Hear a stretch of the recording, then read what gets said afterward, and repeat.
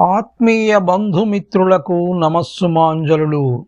మనమందరం కలిసి తెలుగు భాషకే సొంతమైన, తెలుగు భాషకే వన్నె తెచ్చిన తెలుగు పద్యాలను గురించి తెలుసుకుంటున్నాం.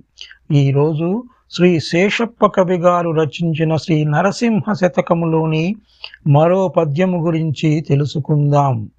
ముందుగా, జన్మనిచ్చిన తల్లిదండ్రులకు, అక్షర భిక్షపెట్టి జ్ఞాన జన్మను ప్రసాదించిన గురుదేవులకు, ఇంటి ఇలవేల్పు శ్రీ వెంకటేశ్వర స్వామి పాద పద్మములకు సాష్టాంగ ప్రణామాలు సమర్పించుకుంటూ పద్యములోకి ప్రవేశిద్దాం.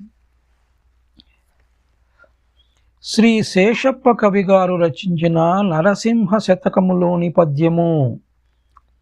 ఇభరాజవరద నిన్నెంత పిలిచిన గాని మారు పల్కవదేమి మౌనితనమో, మునిజనార్చిత నిన్ను మ్రొక్కి వేడిన గానికు కనుల చూడవదేమి గడుసుదనమో, చాలా దైన్యమునుంది చాటుజొచ్చిన గాని భాగ్యమీయవదేమి ప్రౌఢతనమో, స్థిరముగా నీ పాద సేవ చేసెదనన్న దొరకజాలవదేమి ధూర్తతనమో, మోక్షదాయక ఇటువంటి మూర్ఖజనుని కష్టపెట్టిన నీకేమి కడుపు నిండు, భూషణ వికాస శ్రీ ధర్మపుర నివాస దుష్ట సంహార నరసింహ దురిత దూరా. పద్యము మరొకసారి.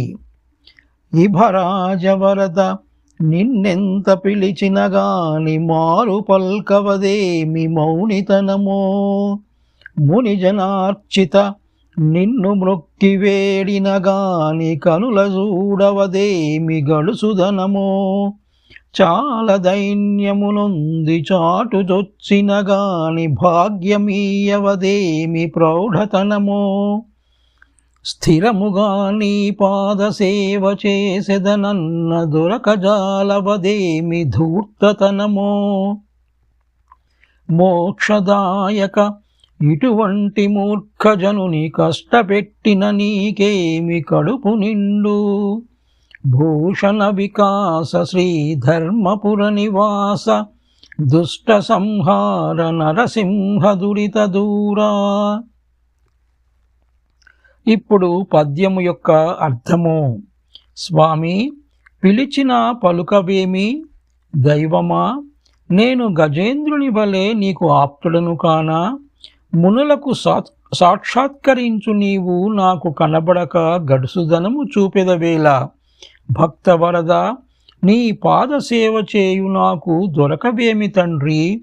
నన్నెందుకు పరీక్షిస్తున్నావయ్యా అని శేషప్ప కవి స్వామివారిని వేడుకుంటున్నారు. ఈ పద్యము ఇంతటితో సమాప్తము.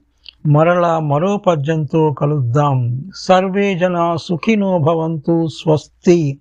ఓం శ్రీ మాత్రే నమః.